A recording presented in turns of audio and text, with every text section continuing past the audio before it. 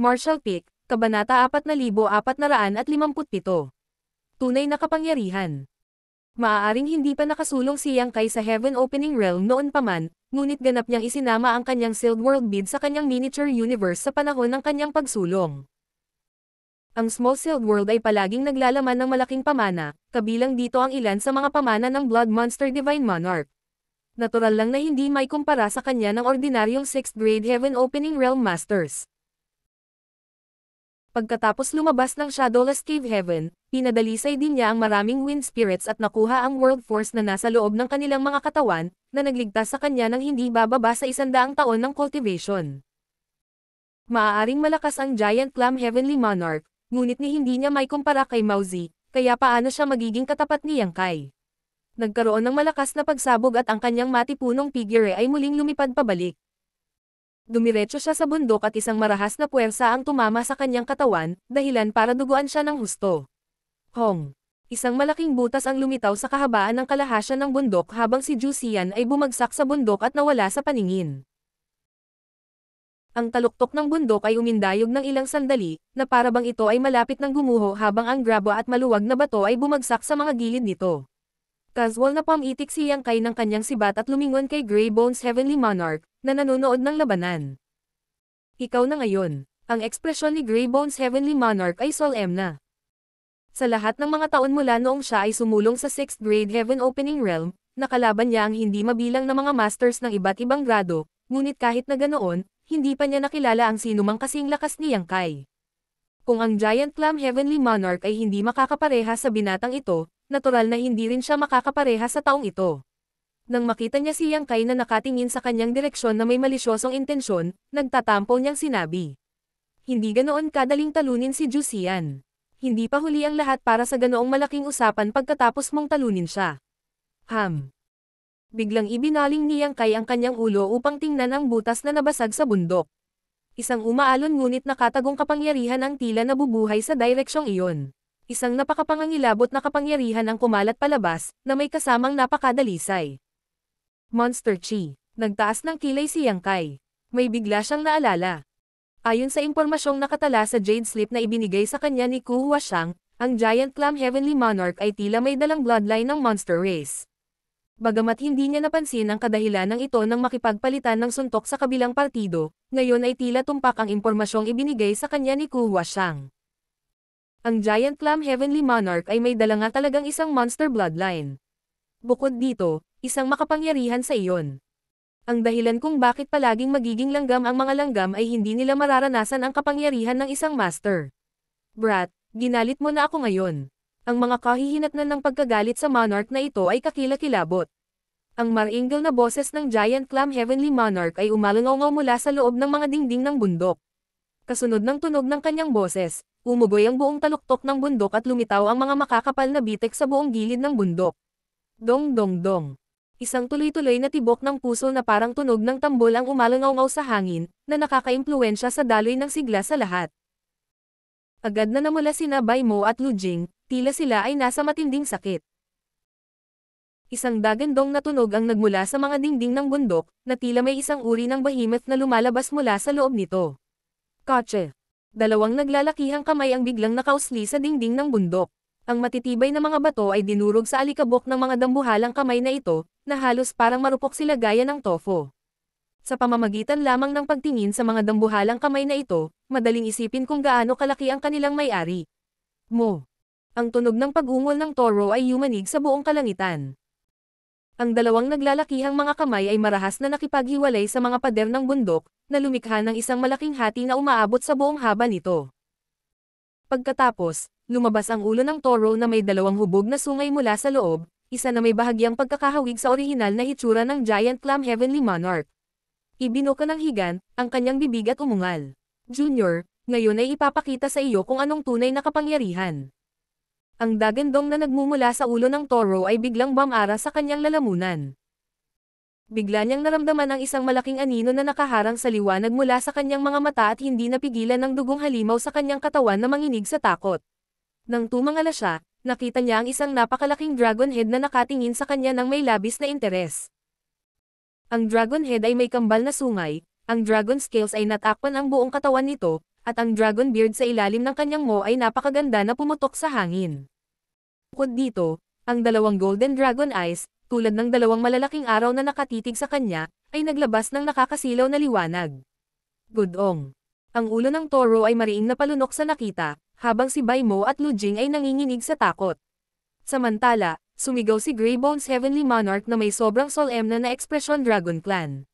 Personal niyang nasaksihan ang maliit na binata na biglang bumukol at nag-transform bilang isang behemoth na nasa harap niya sa loob ng wala pang isang hininga. Ang 1,500 metrong haba ng katawan sa kanyang harapan ay isang bagay na hinding-hindi niya makakalimutan sa buong buhay niya. Oh, ngumisi si Yang Kai. Ano ang sinasabi mo ngayon? Papayagan kitang tapusin ang pangungusap mo. Ang ulo ng toro ay nanatiling tahimik, ngunit ang kanyang ekspresyon ay malungkot hanggat maaari. Bahagyang umiling si Yang Kai. Ang Grand Array ng Prison Star ay talagang kamangha-mangha. Hindi ako makapaniwala na nagawa nitong pigilan ako ng husto. Noong nakikipaglaban siya kanina, napansin na ni Yang Kai ang hindi pangkaraniwang bagay na ito. Sa ilalim ng pagsupil ng Grand Array, halos 30% lamang ng kanyang buong lakas ang kaya niyang gamitin. Hindi na kailangang sabihin, ang parehong gaganapin totoo para sa lahat ng tao dito. Kaya lang nagulat siya nang matuklasan na kaya ng Grand Array ng Prison Star na sugpuin ang kanyang Dragon Transformation Secret Technique. Sa ilalim ng normal na mga pangyayari, ang kanyang figure ay aabot sa hindi bababa sa 4,500 metro ang haba. Gayunpaman, siya ay halos 1,500 metro ngayon. Ang kanilang apat na mata ay biglang nagtagpo, at ang ulo ng toro ay dahan-daang umatras pabalik sa bundok. Iniunat ni Yang Kai ang kanyang Dragon Claw, umabot sa bundok ng walang kaunting hadlang, at kinaladkad palabas ang Giant Clam Heavenly Monarch na nag-activate ng kanyang monster bloodline. Sa sandaling ito, ang imahe ng Giant Clam Heavenly Monarch ay ganap na naiiba sa dati. Ang kanyang katawan ay ilang dosenang metro ang taas at bawat solong kalamnan na nakasalansan sa ibabaw ng bawat isa ay nagpapahiwatig ng malaking pinagbabatayan ng lakas. Sa kasamaang palad para sa kanya, ang kanyang figure, na nakakasindak sana sa harap ng isang ordinaryong tao, ngayon ay mukhang kituwatawa gaya ng laruan ng bata sa harap ni Yang Kai. Isang inapo ni Kuei Niu. Nagtaas ng kilay si Yang Kai. Si Kuei Niu ay isang ancient divine spirit, at bagamat hindi ito mataas ang ranggo, isa pa rin itong divine spirit. Ang sinumang mature na divine spirit ay magkakaroon ng lakas ng high-grade heaven opening realm master. Ang Giant Clam Heavenly Monarch ay malinaw na inapo ni Kuei Niu, ngunit ang kanyang bloodline ay halatang hindi masyadong dalisay. Ang tanging dahilan kung bakit niya nakuha ang ganoong uri ng pangangatawan ay sa pamamagitan ng pag-activate ng kanyang bloodline na may pamana ng 6th grade Heaven Opening Realm Master. Kung hindi dahil sa pagsugpo sa Grand Array ng Prison Star, mas malaki sana ang katawan niya. Sa kasamaang palad, hindi alintana kung gaano siya kalaki, ang pagkakaiba sa pagitan niya at ng kasalukuyang Yang Kai ay hindi magbabago. Mamatay. Alam na siya ay nakatayo sa pagitan ng buhay at kamatayan, ibinuka ni Ju Xian ang kanyang bibig at nagpakawala ng dagandong pagkatapos mahuli ni Yang Kai. Ang Dense World Force ay naging purong usok sa ilalim ng impluwensya ng Monster Race Secret Technique at binaril patungo kay Yang Kai. Ang balahibo ng usok na ito ay mukhang halos ethereal at wala. Gayunpaman, ito ay isang suntok na naglalaman ng buong kapangyarihan ng isang 6th grade Heaven Opening Realm Master. Mariing kinuyam ni Yang Kai ang kanyang kamay habang kasabay nito, ibinuka niya ang kanyang mabangis na bibig at huminga ng malalim, na naging sanhi ng biglang paglaki ng kanyang tiyan bilang resulta. Ang Fire Dragons. Fire Breath. Ang pitch black na Golden Crow True Fire ay tumalsik mula sa Dragon Mo ni Yang Kai, bumangga sa puting haligi ng usok. Ang matinding puwersa ay nagbanggaan sa isa't isa, na nagdulot ng napakalaking shockwave na kumalat sa lahat ng direksyon. Bahagyang napaatras ng impact ang katawan ni Yang Kai. Sa pagkuha ng pagkakataong ito, naglunsad ang Giant Clam Heavenly Monarch ng isang mabangis na bagyo ng pag-atake sa kuko ni Yang Kai na humawak sa kanya.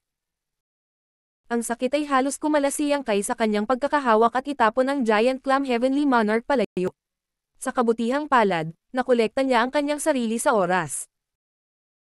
Bago tuluyang makawala ang Giant Clam Heavenly Monarch sa kanyang pagkakahawak, hinigpitan ni Yang Kai ang kanyang pagkakahawak sa mga binti ng kabilang partido at kaagad pagkatapos noon, itinaas niya ang kanyang braso at binasag ang Giant Clam Heavenly Monarch sa lupa. Hong! Niyanig ng lindol ang lupa at bamuka ang ibabaw. Nakaramdam ng pagkahilo ang Giant Clam Heavenly Monarch, ngunit bago pa man siya makabawi sa kanyang pagkabigla, binuhat siya ni Yang Kai at ibinaba siya pababa sa tapat para ibagsak siya muli sa lupa. Lubhang lumaban si Jusian, ngunit ang anumang anyo ng pagtutol ay walang saysay sa harap ng napakatinding lakas. Hong hong hong. Nakatayo si Lu Jing sa kinatatayuan. Sa bawat pagsabog na umalangaw-ngaw, ang kanyang katawan ay tumalbog paitaas dahil sa mga shockwave na naglalakbay sa lupa. Tinitigan niya ng blanko si Yang Kai na nakikipaglaro sa isang behemoth na may taas na ilang 10-10 metro na parang naghahadges ng bola ng kwarta sa magkatabi. Dumating na ang wakas. Sa kabilang panig, nanlaki ang mga mata ni Grey Bones Heavenly Monarch sa takot. Gusto niyang tumakas, ngunit malinaw niyang naramdaman na pinaghiwalay ni Yang Kai ang isang thread ng aura na nakalok sa kanya mula sa malayo habang nakikipag-usap siya sa Giant Clam Heavenly Monarch. Kung hindi siya makakatakas, ang aura na ito ay mananatiling walang ginagawa, ngunit sa sandaling tumakbo siya, kikilos si Yang Kai para pigilan siya. Wala siyang tiwala na makakatakas siya sa halimaw na ito. Plano ba ng Yin Yang Cave Heaven na linisin tayo sa lahat ng oras na ito? Ang Prison Star ay umiral ng mahigit 100,000 taon at palaging isang mahalagang lugar ng pagsasanay para sa mga disipulo ng Yin Yang Cave Heaven. Bagamat hindi mabilang ang mga kriminal na nakakulong sa lugar na ito, hindi may kakaila na malaki ang naitulong nila sa paglaki ng maraming disipulo ng Yin Yang Cave Heaven. Bakit pinapasok ng Yin Yang Cave Heaven ang gayong halimaw sa Prison Star? Hindi na ba nila naramdaman ang pangangailangang umiral ang Prison Star at gusto nilang lipulin ang lahat sa loob? Sa pagtingin sa Giant Clam Heavenly Monarch na ganap na walang magawa upang lumaban at pinapayagan lamang ang kanyang sarili na katayin na parang baka, hindi napigilan ni Grey Bones Heavenly Monarch na makaramdam ng kalungkutan at pakikiramay dahil alam niyang siya ang susunod. Hong hong hong. Nagpatuloy ang malalakas na pagsabog. Ang Giant Clam Heavenly Monarch ay nag-activate ng kanyang monster bloodline, na nagpalakas sa kanyang pangangatawan at naging mas lumalaban sa pisikal na parusa, ngunit kahit na ganoon, hindi niya nakayanan ang pag-iikot ni Yang Kai sa ganitong paraan. Ilang sandali pa, tumigil si Yang Kai. Hinawakan niya ang ilang dosenang metrong taas ng Giant Clam Heavenly Monarch na nakabaligtad at binigyan siya ng kaunting pagiling. Ang katawan ng Giant Clam Heavenly Monarch ay umindayog na parang malota na pansit. Damaloy ang dugo ng sagana, tumutulo pababa na parang umaagos na ilog. Pati ang mga sungay ng toro sa kanyang ulo ay nabali. Patay na ba siya? Ang boring. Dumagundong ng malakas ang boses ni Yang Kai habang itinataas niya ang Giant Clam Heavenly Monarch sa antas ng kanyang mata. Ang hindi gumagalaw na Giant Clam Heavenly Monarch ay biglang idinilat ang kanyang mga mata. Ang galit at kahihiyan ay nag-alab ng maliwanag sa kanyang mga mata, tulad ng laganap na apoy na nagbabantang susunugan ang lahat ng bagay na maging abo. Mamatay ka kasama ko, bastos. Galit na umungal ang Giant Clam Heavenly Monarch. Biglang lumaki ang kanyang orihinal na matipunong figure at ang kanyang world force ay naging lubhang nagkakagulo. Maingat na kinuha ni Yang Kai ang mala-toothpick na Asher Dragon Spear mula sa lupa at itinulak ito sa Giant Clam Heavenly Monarch. Ang Asher Dragon Spear ay mabilis na lumago at hindi nagtagal ay naging 1,500 metro ang haba. Ang sibat ay diretsyong tumusok sa dibdib ng Giant Clam Heavenly Monarch, na itinulak siya ng mahigpit sa natitira sa pader ng bundok. Nanlaki ang mga mata ng Giant Clam Heavenly Monarch. Maput siyang tumitig sa direksyon ni Yang Kai ngunit hindi makawala sa pagsupil ng Asher Dragon Spear kahit gaano pa kalakas ang kuha niya. Isang nakakatakot na puwersa ang bumangon mula sa sibat at bumuhos sa kanyang katawan, na winasak ang kanyang mga laman loob. Maging ang kanyang maliit na universo ay nabasag at nagsimulang gumuho. Hindi ako makapaniwala na ako, ang Giant Clam Heavenly Monarch, ay mamamatay ng ganito. Unti-unting nagdilim ang liwanag sa kanyang mga mata. Kahit na ang kanyang mukha ay puno ng sama ng loob at hindi pagpayag, ang kanyang sigla ay tuluyang nawala. Dapat patay na siya sa pagkakataong ito. Bulong ni Yang Kai sa kanyang sarili. Gayunpaman, wala siyang nakitang anumang itim na ilaw na sumugod sa kanya sa kabila ng paghihintay ng ilang sandali. Saglit siyang nagmuni-muni sa katahimikan bago sumalubong sa kanya ang realisasyon. Malamang ay napakalayo nila. Ayon sa hypothesis na naisip nila ni Lu Jing kanina, kailangan nilang nasa loob ng 300 metro upang makuha ang mga tagumpay mula sa pagpatay sa kanilang kaaway. Hinawakan ng Asher Dragon Spear gamit ang isang kamay, kinaladkad niya ang bangkay ng Giant Clam Heavenly Monarch na sibat papunta sa dulo nito palapit sa kanya. Sa sandaling ginawa niya iyon, isang makapal na itim na parang lumipad mula sa kanang kamay ng Giant Clam Heavenly Monarch at bumulusok sa kanyang wristband. Bahagyang higit sa 3 bituin ang naiilaw sa kanyang gininto ang wristband noon, ngunit nang bumuhos ang itim na liwanag mula sa Giant Clam Heavenly Monarch, 5 pang bituin ang lumiwanag ng sabay-sabay. Martial Peak, Kabanata 4458. Ang nagwagi ay ang hari, ang natalo ay ang kontrabida. Maaari akong makakuha ng 5 bituin mula sa pagpatay ng isang tao sa 6th grade. Bahagyang nagtaas ng kilay si Yang Kai sa nakita. Nagsisimula siyang makakuha ng hindi malinaw na pag-unawa kung paano kinakalkula ang mga nagawa sa Dao Theory Assembly. Sa daan dito, nakapatay si Lu Jing ng ilang hindi gaanong kabuluhan na partido. Kasama ang mga tagumpay na nakuha ni Yang Kai mula sa pagkatay sa 13 Heaven Opening Realm Masters mula kanina, naging malinaw ang ugnayan sa pagitan ng grado at ang bilang ng mga achievement point. Ang mga nagawa sa Dao Theory Assembly ay malamang na kinakalkula gamit ang 5th grade Heaven Opening Realm Masters bilang base. Sa madaling salita, ang pagpatay sa isang 5th grade Heaven Opening Realm Master ay ganap na magpapailaw ng isang bituin sa gintong wristband.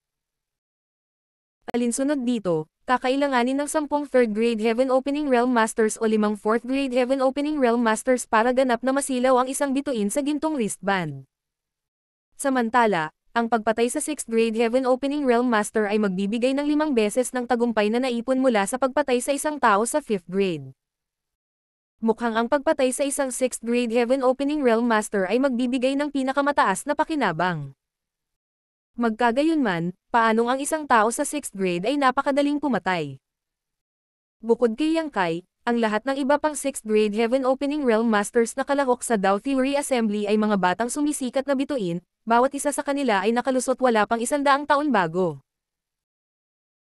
Kahit na ang kanilang mga panimulang punto ay hindi pangkaraniwan, hindi nila maihahambing ang 6th grade Heaven Opening Realm Masters sa Prison Star na sumailalim sa millennia ng cultivation upang palakasin ang kanilang mga pundasyon. Sa makatuwid, makakapatay lang sila ng 6th grade Heaven Opening Realm Master kung 2 o 3 sa kanila ang magtutulungan. Walang gaanong 6th grade Heaven Opening Realm Master sa buong Prison Star, ngunit mayroon pa ring mga 20 sa kanila. Kung mapatay silang lahat ni Yang Kai, tiyak na siya ay matatag na uupo sa unang pwesto sa Dao Theory Assembly. Sa kasamaang palad, napakahirap na hanapin sila ng isa-isa. Ang 6th grade Heaven Opening Realm Masters ay nakakalat sa Prison Star at ang lugar na sakop ng Prison Star ay malawak. Sa ilalim ng premise ng pagiging suppressed sa pamamagitan ng Grand Array, siya ay maaaring hindi mahanap ang marami sa kanila kahit na siya ay naghahanap ng walang tigil para sa susunod na taon. Inipon ni Yang Kai ang kanyang mga iniisip at lumingon sa gilid. Ang Grey Bones Heavenly Monarch, na nakatayo roon at nanunood ng laban, ay nawala sa ilang sandali. Kahit si Bai Mo ay wala na. Halata na nagmamadali silang tumakas nang malunod siya sa pagmumuni-muni. Senior Brother Yang, nakatakas sila sa direksyon na iyon. Malakas na tinawag ni Lu Jing si Yang Kai habang nakaturo sa isang tiyak na direksyon. Hindi sila makakatakas. Sumili si Yang Kai sa isang mabangis na ngiti. Ang kanyang napakalaking figure ay mabilis na lumiit at bumalik sa kanyang orihinal na hitsura. Manipulating space principles, pagkatapos ay nawala siya sa lugar. Ang pagsisikap na makatakas mula sa isang taong bihasa sa Dao of Space ay hindi hihigit sa panaginip ng isang hanggal. Hindi mahalaga kung gaano kahusay ang Grey Bones Heavenly Monarch, hanggat nananatili ang kaunting bakas, hinding-hindi siya makakatakas sa pagtugis ni Yang Kai. Kaugnay nito, lubos na nagtitiwala si Yang Kai. 10,000 kilometro ang layo, isinama ni Grey Bones Heavenly Monarch ang kanyang nag-iisang subordinate na si Bai Mo habang siya ay tumakas ng kasing bilis ng hangin. May isang layer ng blood mist sa paligid ng kanyang katawan at kitang-kita na siya ay nag-activate ng isang uri ng secret technique na may mabigat na rate ng pagkonsumo. Tila sinusunog niya ang sarili niyang blood essence para tumakas ng buong lakas. Ang makitang pinatay ang Giant Clam Heavenly Monarch ay natakot siya sa kanyang talino. Bago ngayon, hindi niya akalain na ang Giant Clam Heavenly Monarch ay magiging napaka-vulnerable. Hindi naman sa walang kakayahan si Jusian. Ang lakas ng lalaking iyon mula sa Dragon Clan ay masyadong malupit at mapangahas. Sa kabila ng parehong partido na nasa 6th grade Heaven Opening Realm, ang Giant Clam Heavenly Monarch ay pinatay ng walang kahirap-hirap, ganap na walang kakayahang lumaban-laban kay Yang Kai. Ang Grey Bones Heavenly Monarch ay kapantay ng Giant Clam Heavenly Monarch sa mga tuntunin ng lakas, kaya ang pagtingin bilang Giant Clam Heavenly Monarch ay hindi kapantay ni Yang Kai, gayon din siya. Iyon ang dahilan kung bakit nagpasya siyang tumakas ng magambala si Yang Kai. Pagkatapos ng lahat, ang taong iyon ay isang pag-iral na katulad ng isang buhay na bangungot. Kung hindi siya tumakas, ang tanging naghihintay sa kanya ay kamatayan. Sure. Biglang huminto ang kanyang figure na kanina pa mabilis na sumusulong. Ang ekspresyon ni Greybones Heavenly Monarch ay sobrang solemn na habang nakatitig sa harapan, isang patak ng malamig na pawis ang dumudulas mula sa kanyang noo patungo sa kanyang pisngi. Master. Tumingin si Baimo kay Greybones Heavenly Monarch na may pag-aalinlangan. Hindi tumugon ang Greybones Heavenly Monarch. Nagpatuloy lang siya sa pagtitig ng husto sa kalawakan sa unahan.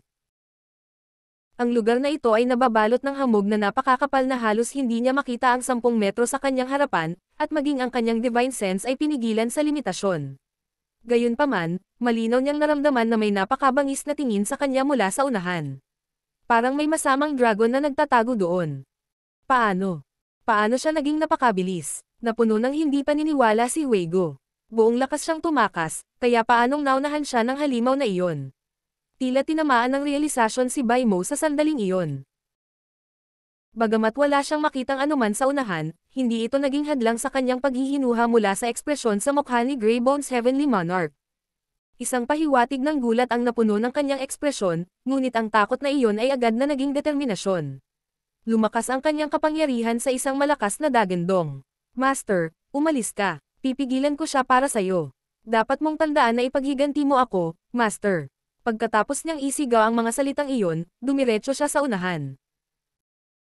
Dalawang maliwanag na pulang-pula na sinag ng liwanag ang sumikat mula sa loob ng hamog, tulad ng dalawang pulang parol sa madilim na gabi.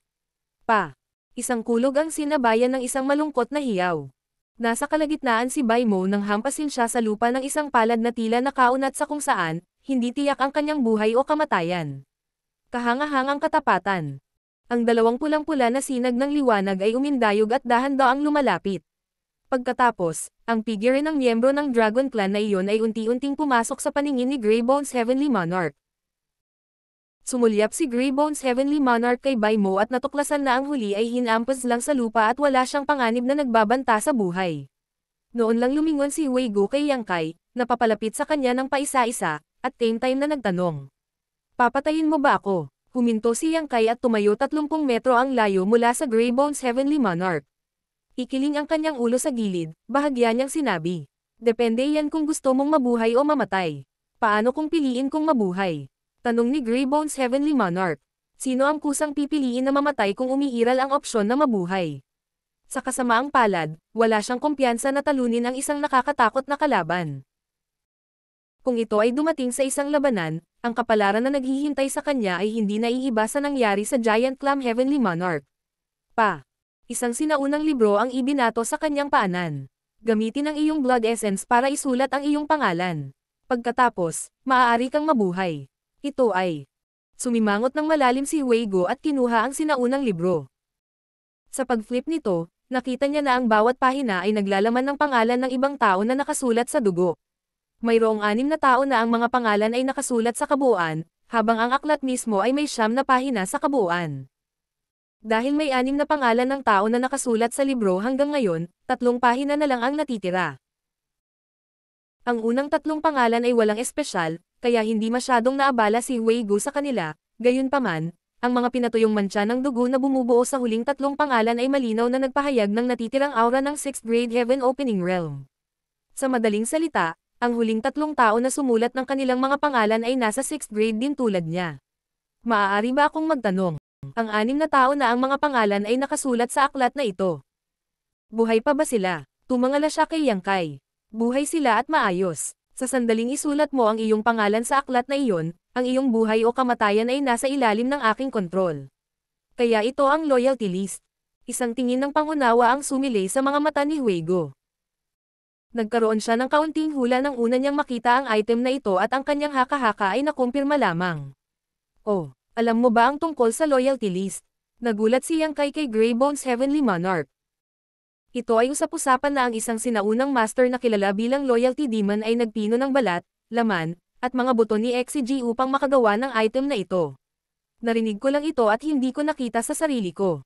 Kaya ganito ang itsura. Ngumisi si Yang Kai. Dahil alam mo na ang tungkol dito, kung gayon nakakatipid ako sa pagsisikap na ipaliwanag kung paano ito gumagana. Pumili, ikaw ba ay sumusuko o natutugunan ang iyong kamatayan? Napabuntong hininga si Greybones Heavenly Monarch. Ang nagwagi ay ang hari, ang natalo ay ang kontrabida. May pagpipilian ba talaga ako? Habang sinasabi iyon, desididong bumaling siya sa ikapitong pahina. Pagkatapos ay kinagat niya ang dulo ng kanyang dila at pilit na inilabas ang kanyang blood essence bago iniwan ang kanyang pangalan sa pahina. Agad na naramdaman ni Yang Kai ang malabong koneksyon na nabuo sa pagitan niya at ni Greybones Heavenly Monarch, kaya, agad siyang napangiti. Ang isang matalinong tao ay magpapasakop sa mga pangyayari. Pinipili ng isang taong may talento ang kanyang master. Huigu, hindi ka magsisisi sa desisyong ginawa mo ngayon. Nanatiling tahimik si Greybones Heavenly Monarch. Kahit na siya ay nahuli at itinapon sa Prison Star, siya ay malaya pa rin sa isang tiyak na lawak. Bilang 6th grade Heaven Opening Realm Master, walang sino man ang makapipilit sa kanya na magpasakop sa lugar na ito. Sa karamihan, may ilan na medyo mas malakas kaysa sa kanya. Pero ngayon, nasa kamay ng iba ang buhay niya. Ang pakiramdam na ito ay napakahirap tanggapin sa napakaikling panahon. Si Baimo, na binagsakan sa lupa kanina, ay gumapang at tumakbo papunta kay Yang Kai, nagsasalita na may nakakabigay puri ng ngiti. Master, handa rin itong isulat ang kanyang pangalan sa libro. Maglilingkod ako sa iyo ng tapat mula ngayon. Ang kanyang master ay nasakop ng kabilang partido, kaya wala na siyang masyadong mapagpipilian. Tiningnan ni Yang Kai si Baimo ng malamig at inalis ang loyalty list. Hindi ka kwalipikado. 9 na pahina lang ang nasa loyalty list at 7 sa kanila ang naubos niya. Ang mga pahina ay naglalaman ng mga pangalan ni Chen Tianfei, He He, Yun Xinghua, Mao Zi, Geng Qing, Julia, at ang bagong sakop na Huigo. Kaya naman, 2 pahina na lang ang natitira. Walang paraan na sasayangin ni Yang Kai ang isa sa mga pahina sa isang tao lamang sa 4th grade. Namutla ang mukha ni Baimo at mabilis siyang nagmakaawa para sa kanyang buhay. Master, maawa ka. Maawa po kayo, Master. Nagsalita si Greybones Heavenly Monarch mula sa gilid. Master, loyal sa akin si Baimo. Ang kanyang paglilinang ay maaaring nasa mas mahinang bahagi, ngunit ito ay mas mabuti kaysa wala. Sana maawa ka sa kanya. Ang pangunahing esensya ng Dao Theory Assembly ay ang pangangaso. Hindi mahalaga kung ang mga kriminal sa Prison Star o ang mga cultivator na kalahok sa Dao Theory Assembly, ang parehong partido ay itinuturing na ang pag-iral ng isa ay nagkakahalaga ng isang tiyak na halaga ng mga bituin. Sa makatuwid, nag-aalala si Greybones Heavenly Monarch na maaaring patayin ni Yang Kai si Baimo para sa mga puntong iyon. Bahagyang tumugon si Yang Kai. Dahil marami ka nang sinabi, maaari siyang magpatuloy sa pagtatrabaho sa tabi mo. Tuwang-tuwa si Baimo at mabilis na sinabi. Maraming salamat, Master. Nagmamadali siyang tumakbo upang tumayo sa tabi ng Greybones Heavenly Monarch, na nakatingin kay Yang Kai ng may pagkamangha. Napanood niya ang Giant Clam Heavenly Monarch na pinatay ng sarili niyang mga mata. Para sa isang lalaking walang kahirap-hirap na makapatay ng napakalakas na figurette, ang isang 4th grade Heaven Opening Realm Master na tulad niya ay malamang na walang pinagkaiba sa isang langgam. Hintayin mo ako dito, sinabi ni Yang Kai bago siya nawala sa lugar na may isang flash. Ito ay, biglang naging focused ang ekspresyon ng Greybones Heavenly Monarch. Maingat niyang pinagmasdan ang kanyang paligid at napabulalas sa pag-unawa. Isang space secret technique, kaya ganyan yan. Hindi nakakagulat na naabutan siya ng kabilang partido, ang pambihirang binata pala na ito ay bihasa sa Dao of Space. Ang kanyang pagkawala ay tunay na hindi nararapat. Bumalik si Yang Kai makalipas ang ilang sandali kasama si Lu Jing, na naiwan niya sa Jushian's Palace kanina. Hindi napigilan ni Lu Jing na mabigla nang makita ang Greybones Heavenly Monarch na nakatayo doon. Nang marinig niya kung paano hinarap ni Greybones Heavenly Monarch si Yang Kai, mas lalo siyang nagulat. Hindi niya talaga maintindihan kung ano ang nangyari sa maikling panahon na humiwalay siya kay Yang Kai na maaaring gumawa ng 6th grade Heaven Opening Realm Master na mapasailalim sa isa pa. Sa kabilang banda, masayang naglakad si Baimo para batiin si Lu Jing. Marahil ay nais niyang lumikha ng isang magandang relasyon sa huli. Master, saan tayo pupunta ngayon? Tanong ni Greybones Heavenly Monarch. Sumagot si Yang Kai. Babalik tayo sa iyong tree cave. Ang ekspresyon ng Greybones Heavenly Monarch ay lumukat sa pagkalito habang nagtanong. Bumalik sa aking tree cave. Tanong ni Yang Kai. Matagal ka nang nasa Prison Star, di ba? Ilan sa 6th grade Heaven Opening Realm Master dito ang kilala mo? Sumagot si Greybones Heavenly Monarch. Kilala ko ang 7 o 8 sa kanila. Ang natitira ay nakatira masyadong malayo, kaya hindi ako masyadong nakikipag-ugnayan sa kanila. Tumanggo si Yang Kai. Magpadala ng mensahe sa kanila na nagsasabi na kayo ni Jusian ay nag-uusap ng mga kontra-hakbang para sa Dao Theory Assembly. Anyayahan silang pumunta at samahan ka. Marshall Pick, Kabanata 4459. Naakit sa isang bitag. Master, balak mo ba silang akitin sa bitag? Nagbago ang ekspresyon ni Wei Gu nang mapagtanto niya ang planong gawin ni Yang Kai. Sa simula, hindi niya naiintindihan kung bakit pinalaya siya ni Yang Kai o kung bakit espesyal na ginamit ni Yang Kai ang loyalty list para supulan siya. Kailangang sabihin na ang kapangyarihang ipinakita ni Yang Kai ay kaya walang 6th grade Heaven Opening Realm Master sa Prison Star ang maaaring maging kalaban niya. Higit pa rito, ang mismong pag-iral ni Wei Gu ay walang alinlangan na kumakatawan sa isang malaking bahagi ng tagumpay sa kanyang mga mata. Sa sandaling ito lamang naunawaan ni Wei Gu ang dahilan kung bakit siya pinasuko ni Yang Kai. Nais ni Yang Kai na gamitin ang kanyang mga koneksyon. Napakahirap na hanapin sila isa-isa. Wala nang mas kasiya siya kaysa sa paglakad nila sa kanilang kamatayan sa kanilang sariling kagustuhan. Ngumisi si Yang Kai. Naiintindihan ko. Ibinaba ni Wei Gu ang kanyang ulo. Ngunit, Master, ang mga kakilala ko ay hindi laging nakatira sa iisang lugar. Ang iba sa kanila ay mahilig gumala habang ang iba naman ay mas malihim ang kanilang kinaroroonan. Baka hindi ko sila makontak lahat. Gawin mo lang ang makakaya mo. Sabi ni Yang Kai. Kung hindi dahil dito, wala siyang dahilan para supulan ang Grey Bones Heavenly Monarch, isang 6th grade Heaven Opening Realm Master ay nagkakahalaga ng 5 bituin sa kanya. Kaya lang ang impormasyon sa Jade Slip na ibinigay sa kanya ni Ku Huashang ay binanggit ang parehong bagay, karamihan sa 6th grade Heaven Opening Realm Masters sa Prison Star ay walang mga nakapirming tirahan at napakahirap hanapin bilang isang resulta.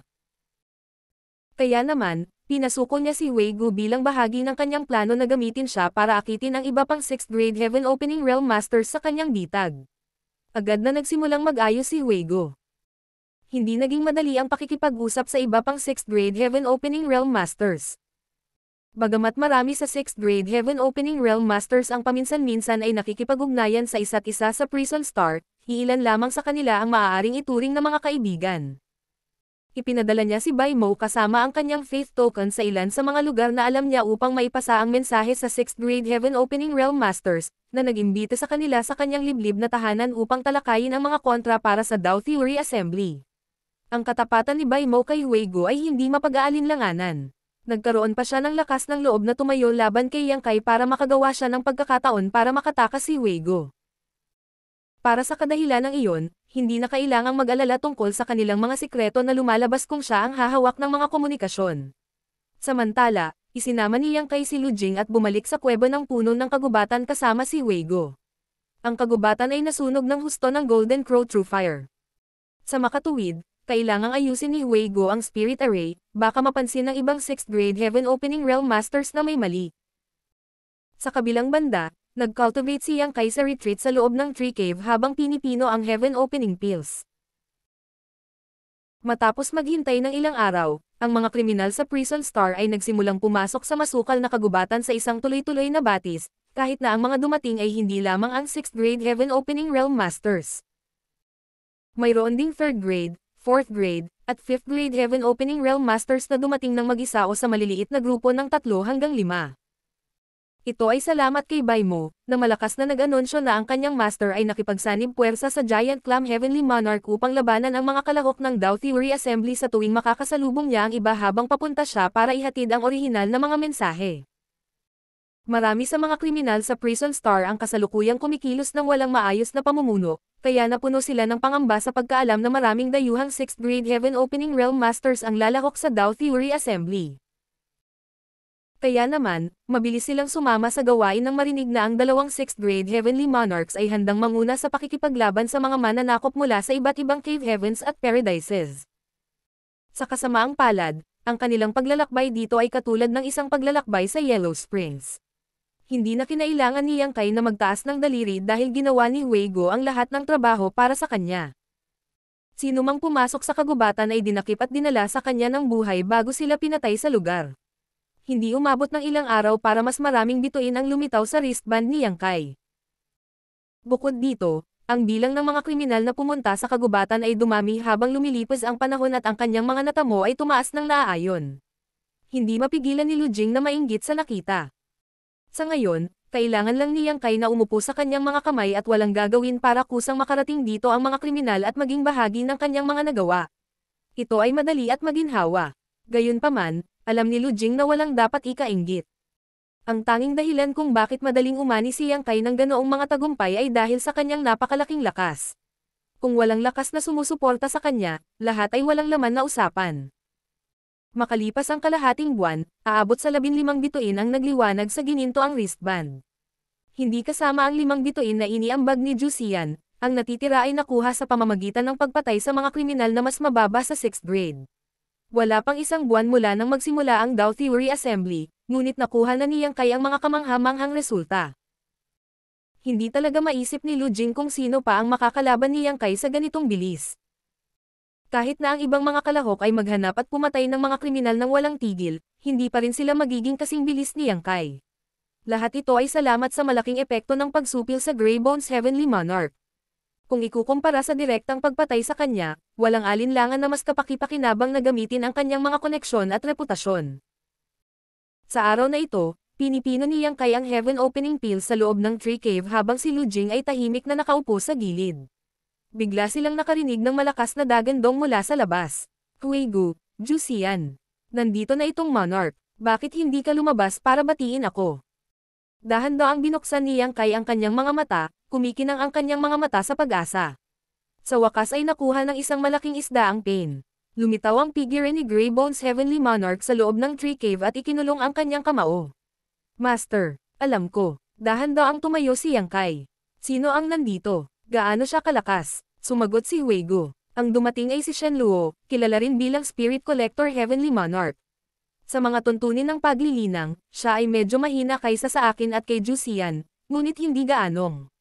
Siyempre, hinding-hindi niya may kukumpara sa iyo, Master. Ang mga salitang iyon ay hindi pambabola. Nang makita ang tunay na lakas ni Yang Kai, tunay na naniniwala si Huigu na walang sinuman sa 6th grade Heaven Opening Realm ang makakapantay kay Yang Kai. Ang mga nasa 7th grade Heaven Opening Realm lang ang makakapidyo sa kanyang napakalaking lakas. Ngunit, hindi dumating si Shen Luo ng mag-isa. Marami siyang kasamang subordinate. Mayroong isang spirit array na nakaset sa kagubatan na ito, na nagpapahintulot sa kanya na obserbahan ang sitwasyon hanggat may ibang tao na pumasok sa saklaw nito. Iyan ay perpekto. Dinilaan ni Yang Kai ang kanyang mga labi at tumayo. Iiwan ko sa iyo ang maliliit na fries. Akin si Shen Luo. Oo, malungkot na sagot ni Huigu. Sa loob ng Grand Array, ang matangkad at napakalaki na Spirit Collector Heavenly Monarch ay naiinip na sumigaw. Huigu, Jusian, bingiba kayong lahat. Ang Monarch na ito ay pumunta dito sa iyong imbitasyon upang pag-usapan ang mahahalagang bagay. Bakit mo ako iniiwasan? Anong ibig sabihin nito?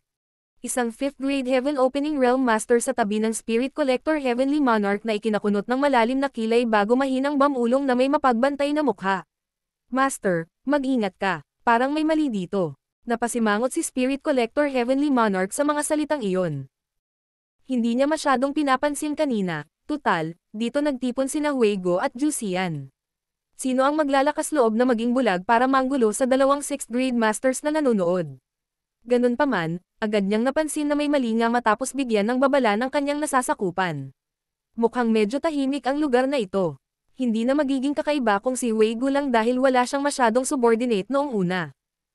Ang tanging tulong niya ay si Bai Mo, na naghahatid ng mga mensahe, gayunpaman, si Jusian ay may kaunting subordinate sa ilalim niya. Bakit walang tao sa paligid? Sa sandaling iyon ay sumagi sa isip ni Spirit Collector Heavenly Monarch, dalawang figure ang biglang lumitaw sa kanyang harapan na may malakas na tunog. Tumangala siya at kumunat ang noo bago nagtanong. Huigu, anong ginagawa mo? Sino ang lalaking ito? Nasaan si Jusian? Bumaba ang tingin sa kanya ng hindi pamilyar na binata. Ang mga mata na iyon ay naglalaman ng nakakaintriga na tingin na nagpahayag ng matinding pagsalakay, na naging dahilan para hindi komportable si Shen Luo. Bahagyang sinabi ni Huigu. Paumanhin. Ano? Ang Spirit Collector Heavenly Monarch ay naguguluhan. Ngumisi si Yang Kai kay Shen Luo at sumagot. Patay na si Jusian, ngunit huwag kang mag-alala, ipapadala kita para makilala siya. Pagkasabi nito, bigla siyang nagpakita sa harap ng Spirit Collector Heavenly Monarch. Napakalapit nila kaya halos nahawakan niya ang mukha ng Spirit Collector Heavenly Monarch. Nabigla, sumuntok si Shen Luo sa instinct. Ang lahat ng lakas sa kanyang katawan ay nakondensed sa kanyang kamao at ang World Force of a 6th grade Heaven Opening Realm Master ay lumabas. Sumuntok din si Yang Kai bilang depensa. Nagkaroon ng malakas na pagsabog. Kasunod ng mga shockwaves ng World Force, naramdaman ni Spirit Collector Heavenly Monarch na para bang may isang bagyong sumabog sa kanyang miniature universe, na naging dahilan upang ito ay gumuho at bumagsak ng hindi mapigilan habang ang kanyang buong pagkatao ay marahas na itinapon palabas. 6th Grade Heaven Opening Realm Master. Ang kanyang ekspresyon ay nagbago ng husto. Ikaw ba ay mula sa Cave Heavens and Paradises? Mayroon lamang 20 o higit pang 6th Grade Heaven Opening Realm Masters sa Prison Star, at lahat sila at least kilala ang isa't isa kahit na walang pagkakaibigan sa pagitan nila. Gayunpaman, hindi pa nakita ni Shen Luo ang binatang ito sa harapan niya. Mayroon lamang isang paliwanag para sa kasalukuyang sitwasyon. Ang binatang ito ay hindi isa sa mga kriminal mula sa Prison Star kundi isa sa mga kalahok mula sa Cave Heavens and Paradises. Huigu, anong lakas ng loob mong makipagsabwatan sa Cave Heavens at Paradises para sirain tayo? Galit na umungal ang Spirit Collector Heavenly Monarch. Ibinaba ni Huigu ang kanyang mga mata. Wala akong pagpipilian. Shen Luo, ang bawat tao ay nagnanais ng buhay para sa kanyang sarili. Tumawa si Yang Kai. Kalimutan mo na ang kalokohang iyon. Kainin mo ang kamao ko. Isa pang suntok ang pumutok, na naging dahilan upang mapa-atras ang Spirit Collector Heavenly Monarch. Matapos makipagpalitan ng 2 suntok lang, nakakuha siya ng magaspang na pagtatansya ng pamana ni Yang Kai. Ang World Force ng miniature universe ng kabilang partido ay mas malakas kaysa sa kanya. Hindi ba't sinabi nila na ang lahat ng 6th Grade Heaven Realm Opening Masters na kalahok sa Dao Theory Assembly ay nakakalusot pa lamang at wala pang 100 taong karanasan? Paano magkakaroon ng napakalakas na lakas ang isang bagong sulong na brat? Saan lang nanggaling ang kalokohang impormasyon na ito? Habang tumatakbo ang mga kaisipang iyon sa kanyang isipan, isang barrage ng mga anino ng kamao ang pumasok sa kanyang paningin. Hindi naglakas loob si Shen Luo na maliitin ang mga pag-ataking ito at may pagtanggol lamang ang kanyang sarili ng desperado. Hong hong hong. Sunod-sunod na sumabog ang mga pagsabog at ang kanyang figure ay unti-unting napaatras. Siya ay pinigilan ng husto na kaya lamang niyang ipagtanggol ang kanyang sarili nang walang anumang kakayahang mag-counterattack. Nang lumingon siya sa gilid, nakita niyang walang habas na binubamba ng mga atake ni Huigu ang mga kasama niyang kasama. Bagamat ang ilan sa kanyang mga nasasakupan ay nasa 5th Grade Heaven Opening Realm, imposible para sa kanila na labanan ang isang itinatag na 6th Grade Master. Ilang sandali lang ay natalo sila sa labanan at namatay. Hindi ko kayang ipagpatuloy ang pananatili sa taksil na lugar na ito. Kapag binitawan na ni Huigu ang kanyang mga kamay, tiyak na makakasama niya ang binatang ito.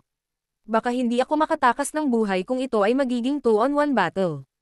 Ang Spirit Collector Heavenly Monarch ay galit na sumuntok sa sandaling pumasok sa isip niya ang ideyang iyon. Hindi pinansin ang buhay ng kanyang mga nasasakupan, pinilit niyang bumalik si Yang Kai bago tumalikod para tumakas. Sinusubukang tumakbo. Sumigaw si Yang Kai at ang Space Principles ay nag-iiba-iba, na nagiging malapot sa paligid. Kasabay nito, inactivate niya ang near-distant horizon at ang espasyo sa paligid ng Shen Luo ay nakaunat ng walang hanggan. Pareho silang 6th Grade Heaven Opening Realm Masters, kaya ang Spirit Collector Heavenly Monarch ay hindi ganap na mapipigilan ng space techniques ni Yang Kai, ngunit kahit na ganoon, ang kanyang bilis ay lubhang naapektuhan. Isang napakalaking pakiramdam ng krisis ang bumungad kay Shen Luo mula sa likuran, at walang ibang pagpipilian, maaari lamang siyang tumalikod upang ipagtanggol ang kanyang sarili. Muling umalangaw-ngaw ang sunod-sunod na pagsabog habang si Shen Luo ay nakaramdam ng matinding suntok na tumatama sa kanyang miniature universe sa bawat sagupaan. Dahil sa lakas, ang lahat ng sigla sa kanyang katawan ay umalog ng husto at nakaramdam siya ng pagkahilo dahil dito. Nang isa pang suntok ang ibinato sa kanya, umatras ito at nagmamadaling umatras. Tumingin siya sa ibaba at nakita niya na ang lahat ng buto sa kanyang mga kamao ay lumalabas sa madugong gulo. Bukod dito, hindi niya napigilan ang hindi mapigil ang panginginig sa kanyang mga bisig. Sa kabilang banda, mahinahong tiningnan ng binata ang Spirit Collector Heavenly Monarch. Ang maaliwalas niyang ugali ay tila nagpapahiwatig na hindi pa niya ginagamit ang buong lakas. Naramdaman ni Spirit Collector Heavenly Monarch na lumubog ang kanyang puso sa nakita. Nagkaroon siya ng malabong pakiramdam sa kanyang puso na ang mga bagay-bagay ay magwawakas para sa kanya ngayon. Kung iyon lang ang lakas na mayroon ka, kung gayon, mangyaring mamatay. Habang nagsasalita si Yang Kai, inabot niya at ipinatawag ang Asher Dragon Spear sa kanyang pagkakahawak. Itinaas ang kanyang sibat, itinulak niya ito ng ligaw. Martial Pick, Kabanata 4460. Manghuli at patayin. Sa oras na natapos ni Weigo ang pakikitungo sa mga subordinate na dinala ni Shen Luo at Tu Mangala, nakita niya na ang huli ay nasa kritikal na panganib.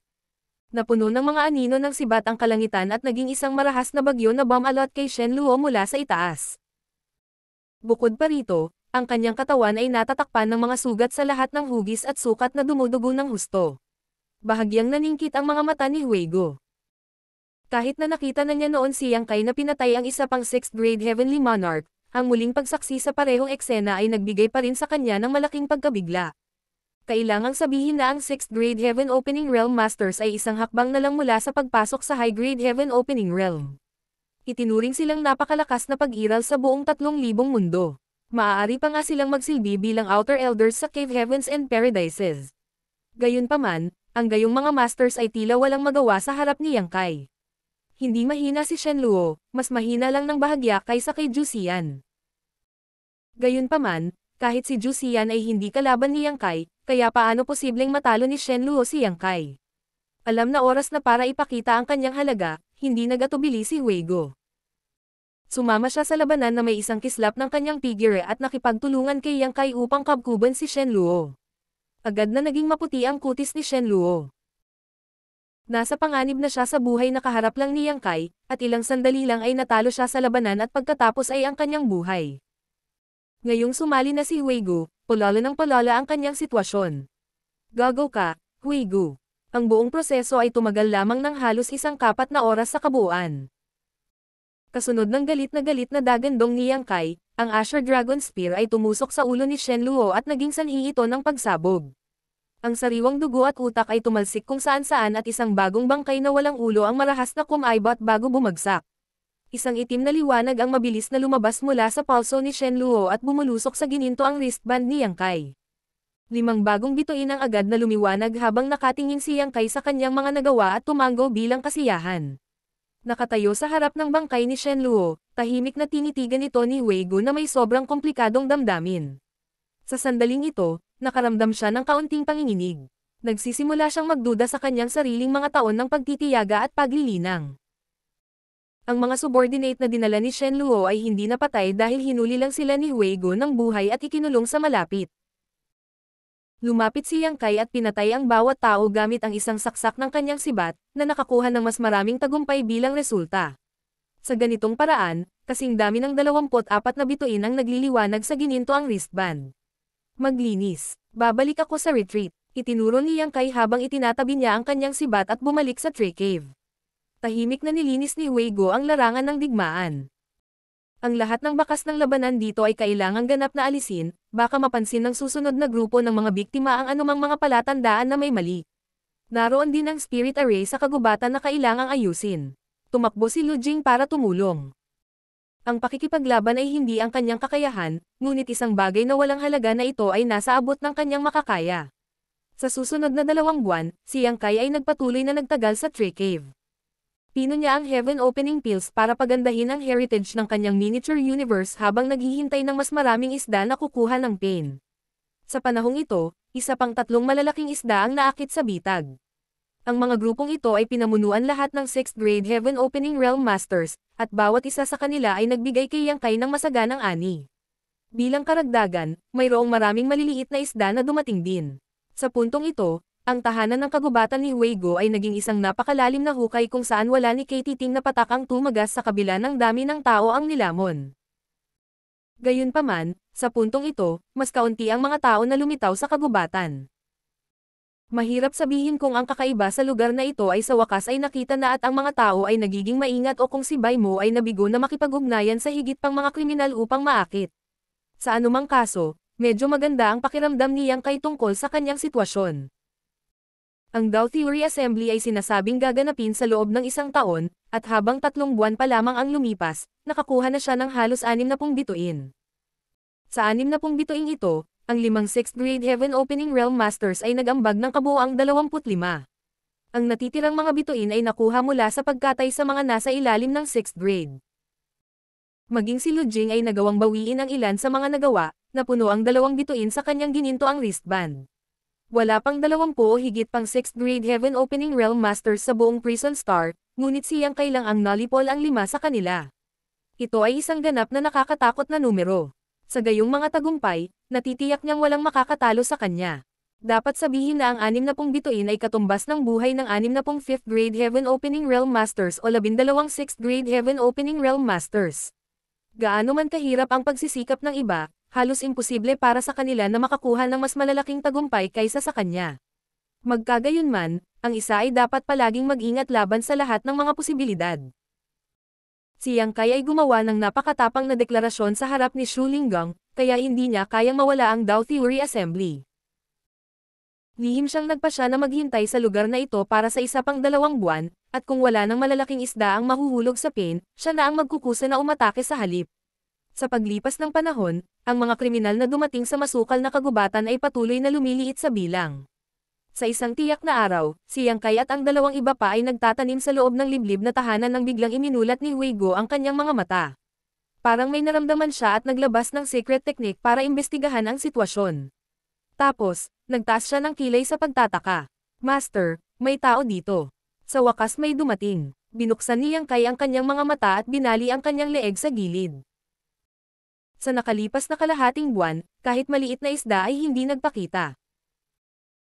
Siya ay naiinip na siya ay malapit nang magsimulang magtanim ng mga kabute, kaya naman, agad siyang nabuhayan ng loob ng mabalitaan niyang may dumating. Lumingon siya sa gilid at nagtanong. Ilan ang tao? Isang tao lang. Medyo kakaiba ang ekspresyon ni Huigo. Bukod dito, ano, Master, pinapayagan ba ang mga babae na sumali sa Dao Theory Assembly? Hindi ba't ang Dao Theory Assembly para sa Yin Yang Cave Heaven ay pumili ng asawa para sa isa sa mga core female disciples nito? Isang babae. Nagulat si Yang Kai, ngunit may naalala siya kaagad. Tumayo siya at humakbang palabas ng tree cave at hindi nagtagal ay humarap siya sa taong iyon. Tawa ng tawa, tinawag niya. Junior Sister Gu, anong ginagawa mo dito? Sa hindi kalayuan, isang maliit na figure na may hawak na brush sa kanyang kamay ay maingat na pinag-aaralan ang kanyang paligid. Nang lumingon si Gupan sa kanya, agad siyang natigilan. Senior Brother Yang, bakit ka nandito? Pagkatapos, sinulyapan niya si Grey Bones Heavenly Monarch na nakatayo sa tabi niya at ang kanyang ekspresyon ay naging mas nalilito kaysa dati. Mahabang kwento, bakit hindi ka muna pumasok sa loob? Sumenya si Yang Kai sa kanya. Nagkaroon siya ng malabong hula nang marinig niya si Huigo na nagsasabi na ang bisita nila ay isang babae. Pagkatapos ng lahat, si Gupan ay ang tanging babae na sumali sa Dao Theory Assembly. Oo naman, siya pala iyon nang lumabas si Yang Kai para tingnan ang sitwasyon. Makalipas ang ilang sandali, nakaupo na ang host at guest. Inihain sila ni Huigo ng tsaa bago umupo sa likod ni Yang Kai at sa tabi ni Lu Jing, ang kanyang kilos ay ganap na sunod sa urine.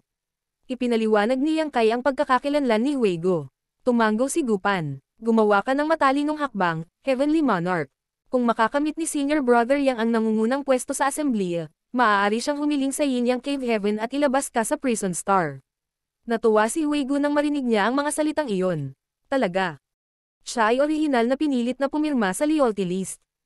Kaya isinukol niya ang kanyang sarili kay Yang Kai nang hindi masyadong iniisip ang bagay na iyon. Gayunpaman, isang malaking pag-asa ang biglang nag-alab sa kanyang puso nang marinig ang sinabi ni Gupan. Kung maaari niyang lisanin ang Prison Star, ang miserable at tigang na lupaing ito, kung gayon ay talagang isang matalinong hakbang na magpasakop kay Yang Kai. Gagawin ko ang lahat, hindi ko masasabi kung papayag ba ang Yin Yang Cave Heaven sa aking kahilingan. Bahagyang tumanggo si Yang Kai. Si Huigo ay pinaghihigpitan ng loyalty list, kaya hindi na kailangang mag-alala tungkol sa pagtataksil niya. Hindi dapat maging problema kung tatalakayin ko ang bagay na ito kay Shu Linggang pagdating ng panahon. Maraming salamat, Master. Tama na basta may intensyon ka. Nasasabik na sabi ni Huigo. Sinabi ni Gupan, Senior Brother Yang, ang iyong kasalukuyang mga tagumpay ay sapat na upang mauna ka sa lahat. Hanggat maaari mong panatilihin ang iyong kasalukuyang rate ng pag-unlad, hindi ito magiging mahirap para sa iyo na manalo. Ang makapal na siksik na mga bituin sa gininto ang wristband ni Yang Kai ay makikita sa isang sulyap, kaya naman, napansin niya agad ito pagdating niya.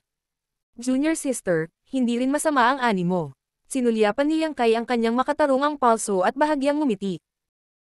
Hindi na kailangang sabihin, ang kanyang mga nagawa ay hindi maihahambing sa kanya, ngunit kahit na ganoon, si Gupan ay nakakuha ng halos 100 ng mga bituin sa kanyang sarili.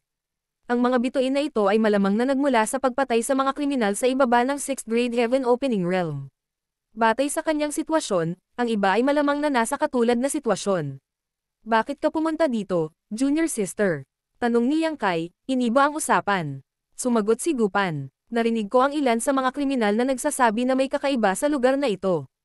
Maraming 6th grade Heaven Opening Realm Masters ang pumasok sa kagubatan na ito para lang mawala ng walang bakas. Kaya, pumunta ako upang siyasatin ang sitwasyon. Hindi ko inaasahan na nandito ka, Senior Brother Yang. Tila ngayon ang lahat ng mga kriminal na 6th grade na pumasok sa lugar na ito at nawala ng walang bakas ay naging mga bituin sa kanyang palso. Oh, hanggang dito na ba ang balita? Napataas ang kilay ni Yang Kai nang marinig ito. Hindi nakapagtataka na walang pumunta dito kamakailan. Masyado sigurong nanlilisik ang mga kilos niya na naging dahilan ng pag-iingat ng mga kriminal sa labas sa lugar na ito. Sa pag-iisip, napagtanto ni Yang Kai na hindi na siya pwedeng maupo na lang dito. Ang mga isda ay inalerto sa kung ano ang nangyayari, kaya't wala ng pag-aani. Kung gusto niya ng higit pang mga bituin, kailangan niyang ihinto ang pagiging pasibo at magsimulang umatake. Matapos makapagdesisyon, tinanong ni Yang Kai si Gupan tungkol kay Zhang Ruoshi. Hindi na niya ito nakita mula nang gumuho ang Blood Monster Cave Heaven. Nalaman niya mula kay Gupan na dinala ng mga elder ng Langya Paradise ang kanilang mga disipulo pabalik sa sect pagkatapos ng pagbagsak ng Blood Monster Cave Heaven.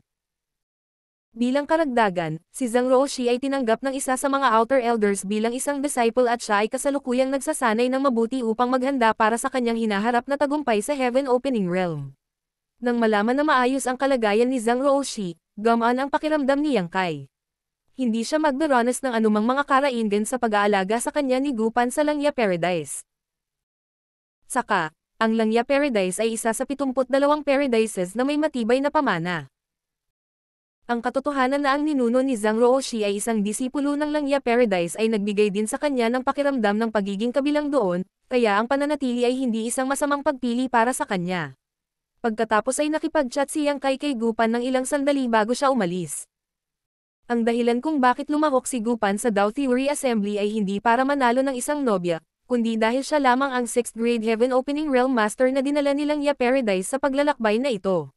Nang walang ibang pagpipilian, lumahok siya bilang isang paraan upang sanayin ang sarili. Hindi siya pinigilan ni Yang Kai na umalis. Dahil nandito siya para sa pagsasanay, kung gayon ay mas mabuting maglakbay siya ng mag-isa. Bukod pa rito, siya ay isang disipulo ng Langya Paradise, kaya ang kanyang mga pamamaraan at paglilinang ay parehong pambihira. Kahit na nakatagpo siya ng isang kaaway sa 6th grade Heaven Opening Realm sa Prison Star, hindi siya mahihirapang makatakas kahit na hindi niya matalo ang kanyang kalaban. Walang panganib ang buhay niya sa lugar na ito. Nang makita niya siya sa labas ng masukal na kagubatan, bigla siyang lumingon sa likod at sinabing, "Swertihin ka sana, senior brother." Tumango siya. "Mag-ingat ka." Tumango siya. "Ikaw din, brother." Ang mga kriminal sa Prison Star ay mga kasuklam-suklam na tao. Bawat isa sa kanila ay may dugo sa kanilang mga kamay. Huwag kang masyadong magtiwala sa kanila. Alam niyang binabalaan siya nito na mag-ingat kay Huego. Sa kasamaang palad, hindi maginhawa para sa kanya na magpaliwanag, kaya ngumiti na lamang siya bilang tugon. "Alam ko." Gayun din, nakarinig ako ng mga alingaw-ngaw na ang mga kriminal sa Prison Star ay nagtatag kamakailan ng isang puwersa na tinatawag na Prison League. Karamihan sa mga kriminal ay sumali sa Prison League upang manghuli at patayin ang mga cultivator na kalahok sa Dao Theory Assembly. Marami na ang namatay sa kanilang mga kamay, kaya huwag maging pabaya kung makakasalubong mo sila, brother. Maraming 6th grade Heaven Opening Realm Masters sa Prison League at hindi sila mga taong kayang labanan ng bagong advanced na 6th grade Heaven Opening Realm Masters na tulad natin. Prison League. Nagtaas ng kilay si Yang Kai, ang balita ay agad na nagpapukaw sa kanyang interes.